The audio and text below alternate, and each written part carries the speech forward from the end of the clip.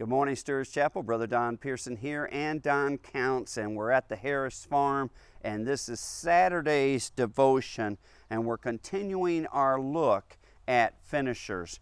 We're in Jeremiah. Jeremiah chapter 16, verse 1 and 2 and 3. The word of the Lord also came to me, saying, You shall not take a wife, nor shall you have sons or daughters in this place. For thus says the Lord concerning the sons and daughters who are born in this place, and concerning their mothers who bore them, and their fathers who begat them in this land. Continuing reading, they shall die gruesome deaths. They shall not be lamented, nor shall they be buried, but they shall be like refuse on the face of the earth. They shall be consumed by the sword and by famine, and their corpses shall be meat for the birds of heaven and for the beasts of the air. The Lord said to him, Do not enter my house to mourn or grieve. Do not go to lament or bemoan them, for I have taken away my peace from this people, says the Lord, loving kindness and mercies. Yeah, not a devotion you really want to have on a Saturday morning, is it? How is Jeremiah a finisher? Well, Jeremiah was called at a very young age. There's a debate on it, but basically probably a teenager or a very, very young man. He wasn't received well. God told him from the very beginning he wouldn't be received well. God told him that he would have an entire life of grief, of mourning, of heartache. That his ministry would not only not be received well, but that he would not be received well.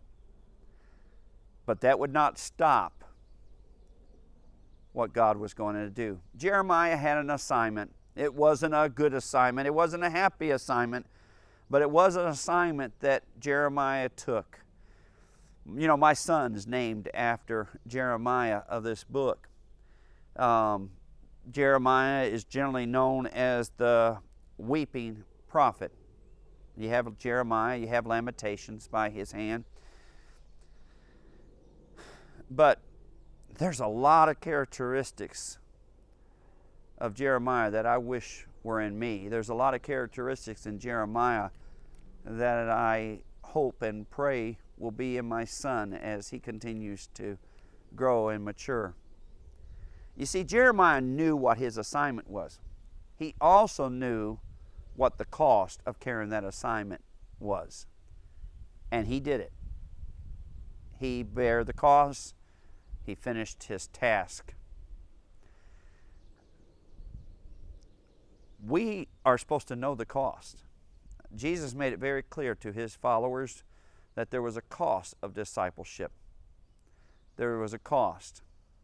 And that we were supposed to take up our cross daily and to carry it, to do so faithfully.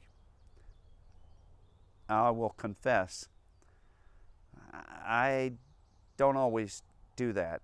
I don't always finish well each day.